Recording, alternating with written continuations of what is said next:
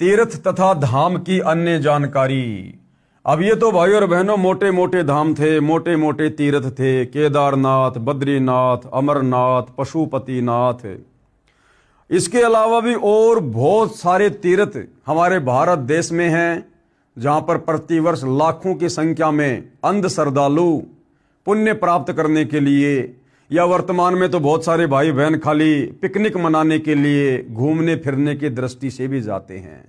तो वहां जाने से उनको लाभ होता है या नहीं होता है?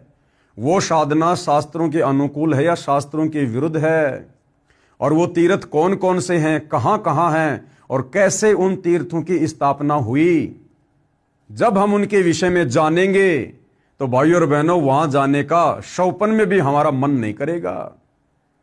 उन तीर्थों पर जाने का शौपन में भी हमारा मन नहीं करेगा जिन तीर्थों पर आध्यात्मिक अज्ञानता के चलते हमारे नादान धर्मगुरुओं द्वारा भ्रमित किए जाने के कारण लाखों श्रद्धालु प्रतिवर्ष जाते हैं और सैकड़ों की संख्या में तो आते जाते समय रास्ते में एक्सीडेंट में मर जाते हैं।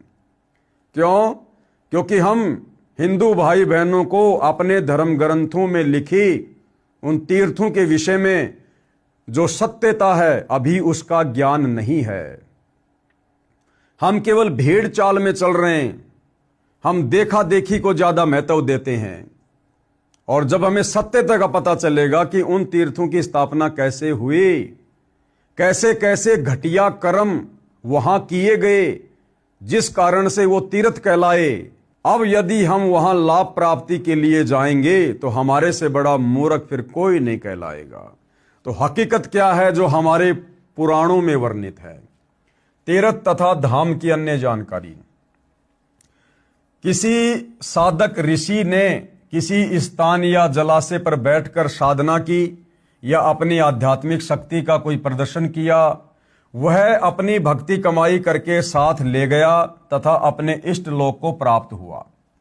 उस साधना स्थल का बाद में तीर्थ या धाम नाम पड़ गया। अब कोई उस जगह को देखने जाए कि यहां कोई साधक रहा करता था, कि यहां कोई बहुत बड़ा भगत रहा करता था, पहले उसने बहुतों का कल्याण किया। अब न तो वहां संत जी है जो उपदेश दे, वह तो अपनी कमाई करके चला गया शरीर छोड़ के।